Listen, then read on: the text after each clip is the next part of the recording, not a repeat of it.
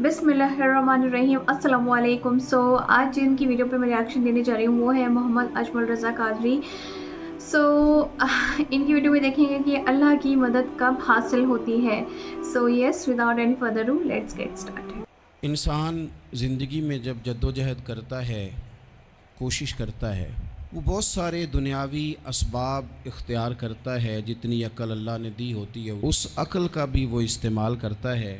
कोशिश करता है कि कुछ अचीव कर सके ज़िंदगी में, कुछ मकासद का हुसूल उसे मुयस्सर आए। अज़ीज़ भाइयों, एक बात अपने जहन में अच्छी तरह बिठा लें और लिख लें कि ज़िंदगी में जो किसी बंदे को कामयाबी हासिल होती है वो रब ताला की मदद से हासिल होती है। अगर रब ताला मददगार हो तो फिर कोई चीज़ भी रास्ते में रुकावट नहीं बनती, और अगर मालिक करीम को मंजूर ना हो तो इंसान बेहतरीन सियासतदान हो, अच्छा एडमिनिस्ट्रेटर हो, उसका ज़हन बड़ी वुसअत रखता हो, बड़ी अच्छी प्लानिंग करना जानता हो, सारा कुछ हो, तो बंदा नाकाम हो जाता है। मुसलमानों को जितनी कामयाबियाँ मिली उनका पस मंज़र सिर्फ इतना था कि अल्लाह तबारक व तआला ने अपने बंदों की मदद फरमाई। और अब ताला ने कुरान मजीद में इस हकीकत का बयान किया, फरमाया बलिल्लाहु मौलाकुम, फरमाया बल्कि अल्लाह तुम्हारा मौला है, वहुव खैरुन नासिरीन, और वो बेहतरीन मददगार है। वो जो रब तुम्हारा मौला है वो बेहतरीन मददगार है। और अगर वो मदद करे तुम्हारी, सूरह आले इमरान में आगे जाके इरशाद फरमाया अगर अल्लाह मदद करे तो फिर तुम पर कोई गालिब नहीं आ सकता, और अगर वो तुम्हारी मदद छोड़ दे तो फिर कोई तुम्हारी मदद कर सकता, कोई मदद नहीं कर सकता। बदर की जंग भी और फ़तह मक्का भी रमज़ान मुबारक में हुआ है। मैं दोनों पर गौर कर रहा था तो एक नया मजमून मेरे जहन में आने लगा। बदर की जो जंग है उसमें भी एक अजीब इनकलाब आया है कि 313 ने 1000 से मुकाबला किया, और जिन 1000 से मुकाबला किया वो असलहे से लैस थे, और ये जो 313 हैं इनके पास 6 ज़िरहें, 8 तलवारें, चंद घोड़े। लेकिन अल्लाह ने कामयाबी दी तो ख़ुद रब ने बयान किया किस तरह दी। फरमाया वलक़द नसरकुमुल्लाहु बिबदरिन व अंतुम अज़िल्ला, वो कामयाबी इस तरह मिली है कि रब ने तुम्हारी मदद की थी, तुम तो कमज़ोर थे, अल्लाह ने बदर में तुम्हारी मदद की, तुम जीत गए। वलक़द नसरकुमुल्लाहु बिबदरिन व अंतुम अज़िल्ला, अल्लाह ने बदर में तुम्हारी मदद की, तुम तो कमज़ोर थे। फिर फ़तह मक्का नसीब हुई तो उसमें भी बेहतरीन मनसूबाबंदी नबी पाक अलैहिस्सलाम ने फरमाई, बेहतरीन हिकमत अमली हुज़ूर ने अपनाई। लेकिन हमें जो अल्लाह रसूल ने बात समझाई वो क्या है, इज़ा जा नसरुल्लाह वल फतह, फरमाया जब अल्लाह की मदद आई और फ़तह नसीब हो गई। ये अल्लाह ने मदद फरमाई तुम्हारी, यहाँ भी फ़तह मक्का भी अल्लाह की मदद से, जंग बदर भी अल्लाह की मदद से। वो जो मदद है अल्लाह ताला की, जब वो हम ये करते हैं कि हम अपनी सारी ज़िंदगी सियासत की नज़र कर दें। हमारी सियासत सिर्फ़ मुल्क में नहीं होती, हमारी सियासत ख़ानदान में भी होती है। हम घर के अंदर भी सियासत करते हैं। हम किसी ख़ास तरीके से लोगों को अपने पीछे चलाना चाहते हैं। हम एक ख़ास उसलूब इख्तियार करते हैं कि लोग हमारे पीछे चलें। उसका नुकसान हमें ये होता है कि सियासत जो होती है ये शतरंज के हेर फेर की तरह होती है, तो इसके राज बड़ी जल्दी खुलने लग जाते हैं। पता चल जाता है कि बंदा मुखलिस नहीं था, सियासत कर रहा था, तरीके सलीके से इसने जोड़ के रखा हुआ था। हम हर जगह सियासत के बलबोते पर चीज़ों को लेकर चलना चाहते हैं, सियासतें नाकाम हो जाती हैं, सियाने सियाने लोग फेल हो जाते हैं। बचता सिर्फ वही है जिसके पीछे रब ताला की मदद शामिल हाल होती है। अपनी ज़िंदगी के अंदर हम जो कुछ भी कर रहे हैं, जिस शोबे से भी हमारा ताल्लुक़ है, आज हमने इस बात पे गौर करना है कि पहले तो ये गौर कर लें कि जो काम हम कर रहे हैं क्या वो काम ऐसा है कि उसमें अल्लाह की मदद हमें मिलेगी। अगर आप कोई माज़अल्लाह नाजायज़ काम कर रहे हैं, फ़ेले हराम का इर्तिकाब कर रहे हैं, तो उसमें तो मदद इलाही आएगी नहीं। पहले तो ये देखें जो कर रहे हैं वो काम मदद इलाही वाला है, और अगर अल्लाह ताला की मदद वाला वो काम है फिर उस पर गौर करें कि क्या हमने मालिक से मदद का सवाल किया है, हमें मदद मुयस्सर आ रही है। वो मैंने बुज़ुर्गों से एक बात सुनी थी, वो बड़ी याद रह गई وہ فرمایا کرتے تھے قابلیت بھی بڑی چیز ہے لیکن قبولیت سب سے بڑی چیز ہے. قابل ہونا بھی بڑی بات ہے لیکن زیادہ بڑی بات یہ ہے کہ اس کی بارگاہ میں قبول بھی ہے کہ نہیں. اپنی زندگی میں اللہ کی مدد کی طرف بڑھیں, مالک کی مدد کا حصول اختیار کرنے کی کوشش کریں, اللہ کے ساتھ اپنے آپ کو جوڑیں. اگر اللہ کی مدد نصیب ہو, یہ جو ہم جتنا ڈرتے رہتے ہیں, سہمے رہتے ہیں, پریشان رہتے ہیں کوئی کیا کر دے گا, ہمارے ہاں نا ہر شعبے میں معاذ اللہ ایک مافیا ہے الا ماشاء اللہ. وہ مافیا کہتا ہے میرے ساتھ ملو گے تو میں چلنے دوں گا ورنہ میں نہیں چلنے دوں گا, مارکیٹ میں آ ہی نہیں سکتا فلانا بندہ کیونکہ یہاں ہمارا قبضہ ہے. اور میرے بھائی پھر بہت سارے لوگ جن کی نیتیں اور ارادے بڑے اچھے ہوتے ہیں شروع میں, وہ بھی اس مافیا کا شکار ہو جاتے ہیں اور ان کے رنگ میں رنگ جاتے ہیں. یاد رکھنا, کسی شخص کی بلیک میلنگ کا کبھی شکار نہ ہونا, کبھی کسی کی میٹھی اور مسجع مکفہ باتوں کا شکار نہ ہونا. کوئی کیا کر سکتا ہے اگر اللہ مددگار ہو تو. جس کو رب کریم اٹھانا چاہے اسے کوئی گرا سکتا ہے. ہم یہ ڈرے ڈرے سہمے پریشان فیصلہ کرنے کی طاقت نہیں, مجھے چلنا چاہیے کہ نہیں, اٹھنا چاہیے کہ نہیں, کرنا چاہیے. اٹھ باندھ کمر کیوں ڈرتا ہے, پھر دیکھ خدا کیا کرتا ہے. حضرت عبداللہ ابن عباس فرماتے ہیں میرے نبی پاک علیہ السلام نے میری تربیت فرمائی, حضور نے میری تربیت فرمائی, اور محبوب پاک علیہ السلام نے فرمایا عبداللہ یاد رکھنا, یہ نوجوان دوست میری بات لکھ لیں, پریشان لوگ میری بات لکھ لیں, جن کے پاس قوت فیصلہ نہیں وہ اس بات کو لکھ لیں.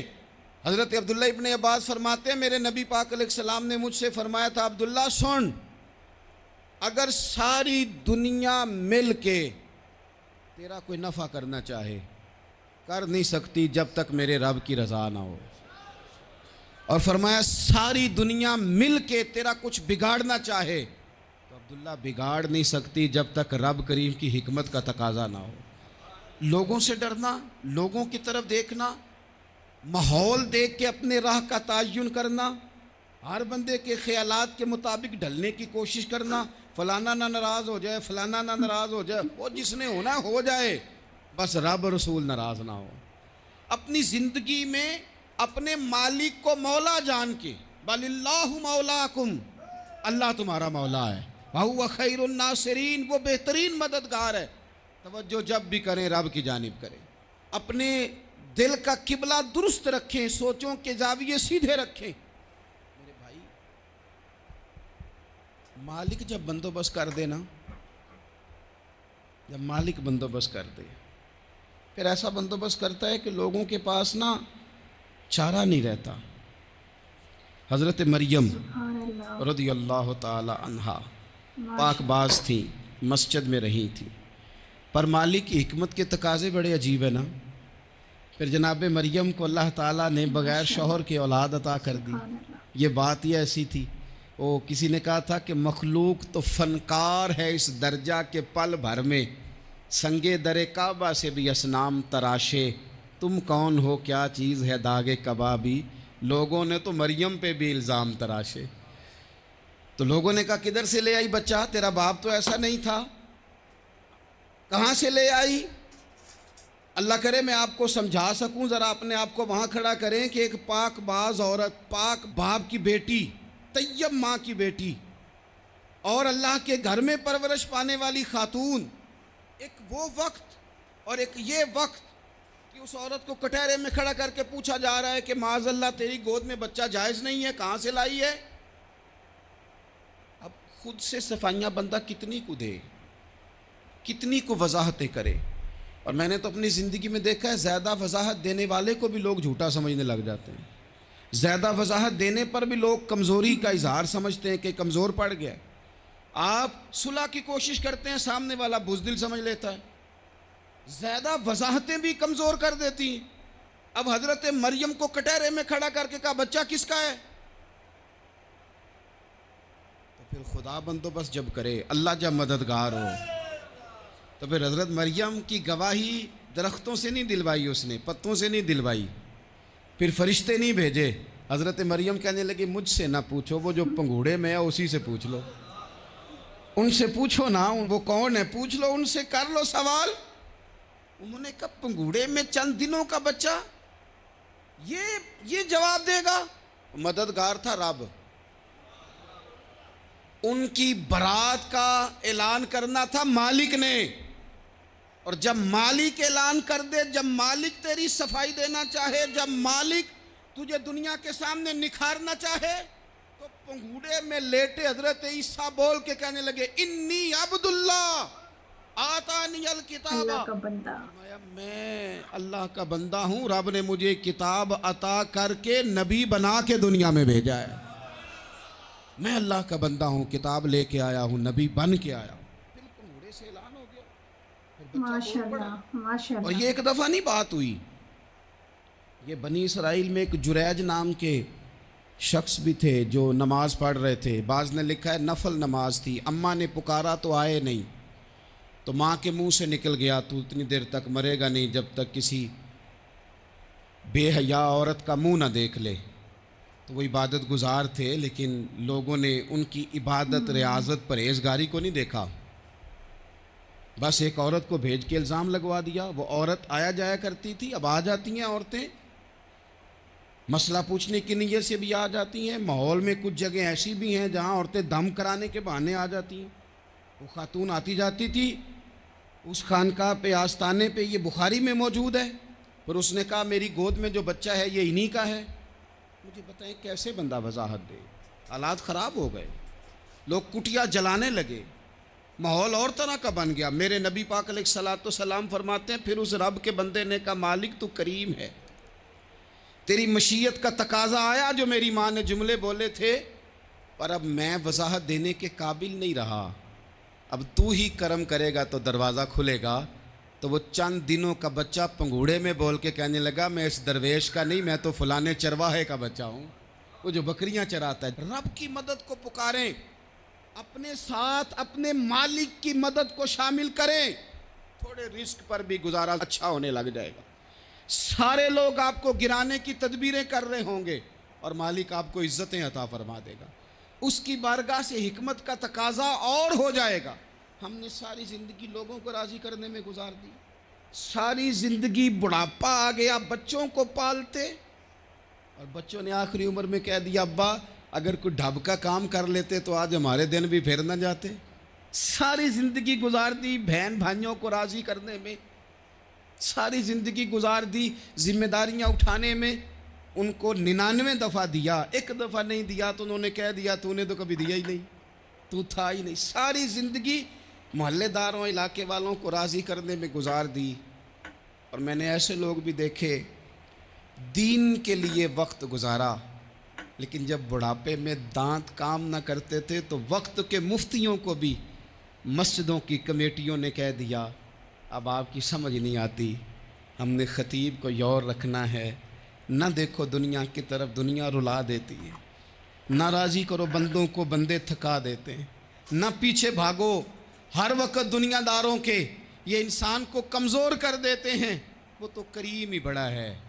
2 آنسو زمین پر بعد میں گرتے ہیں، بندے کے گناہ سارے پہلے معاف فرما دیتا ہے.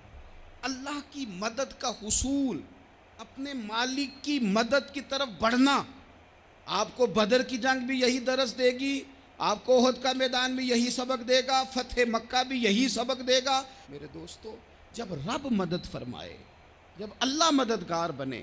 دوستوں سے ایک بات اکثر کرتا ہوں، میں کہتا ہوں کہ جتنے درد سے آپ امیر کو اپنی کہانی سناتے ہیں نا، اور جس طرح آپ کے آنسو بات کرنے سے پہلے گر جاتے ہیں کہ غریب ہیں، بچیاں ہیں، کاروبار نہیں، او میرے سنگیو، اس سے آدھے آنسو اپنے رب کی بارگاہ میں بکھیرو، اس کے حضور عرض گزار ہو جاؤ، اس سے طلب کرو. ایک وقت انسان پر زندگی میں ایسا آتا ہے کہ اسے یوں محسوس ہوتا ہے کہ میرا سایہ بھی ذرا سا پیچھے ہٹ گیا ہے. اسے یوں لگتا ہے کہ میں کسی سہارے پہ ہاتھ ڈالتا ہوں تو وہ بھاگ جاتا ہے مجھ سے.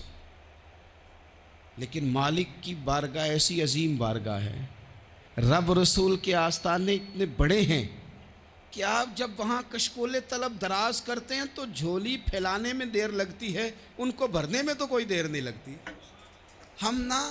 ہم نے اپنا سوچ کا قبلہ ہی دنیا کو بنا لیا ہے. یہ جو اللہ والوں کی مدد ہے یہ تو اللہ ہی کی مدد ہے. لیکن یہ جو سیٹھوں کی طرف توجہ کرنا، نوابوں کی طرف توجہ کرنا، دنیا داروں کی طرف توجہ کرنا اور اپنا مزاج اس طرح کا بنا لینا، یارو گردن کو جھکا دیتا ہے خیرات کا پتھر، جہاں میں مانگنے والوں کے سر کبھی اونچے نہیں ہوتے۔ اور اقبال کہتے ہیں غیرت ہے بڑی چیز جہان تگ و دو میں، پہناتی ہے یہ فقر کو تاج سردارا۔ میں عرض کروں گا کہ اپنی آپ جب توجہ کا قبلہ اللہ رسول کو بنائیں گے تو رب فرماتے ہیں وَيَرْزُقْهُ مِنْ حَيْثُ لَا يَحْتَسِبُ، میں نہ تجھے وہاں سے رزق دوں گا جہاں سے کبھی تیرا گمان بھی نہیں گیا ہوگا، یہاں سے بھی مل سکتا ہے، تو نے سوچا بھی نہیں ہوگا۔ سو جب رب کرے تدبیریں تو لوگوں کی تدبیریں فیل ہو جاتی ہیں۔ تو اللہ سبحانہ تعالیٰ سے زیادہ اتھارٹی اور پاور رکھنے والا کوئی ہے؟ کوئی بھی نہیں ہے۔ دیکھیے الٹیمیٹ ہمارا جو ایم ہے دنیا میں آنے کے بعد وہ اللہ ہی ہے، اور جو ہے سیدھے راستے پہ رہنا ہے تو یس۔ سو ایک چیز ہوتی ہے ہیومینٹی، تو humanity please a very important role, کیونکہ اگر انسان میں انسانیت ہی نہیں ہے تو پھر وہ کس چیز کا انسان ہے۔ تو وی آل آر ایکول، ہمیں نہ کسی کو کبھی بھی چھوٹا نہیں سمجھنا چاہیے، اور کیونکہ ہم نہیں جانتے اللہ کی نظر میں کون ہم سے زیادہ بڑا ہے، رائٹ۔ جو ایک اصل مومن ہوتا ہے اس کی جو آنکھیں ہمیشہ لگی ہوتی ہے وہ آخرت کی اور لگی ہوتی ہے۔ تو بس میرا تو یہی ماننا ہے۔ تو اگر آپ کو ویڈیو اچھی لگی تو do like, comment, share and subscribe. میں ملتی ہوں آپ کو نیکسٹ ویڈیو میں۔ اللہ حافظ۔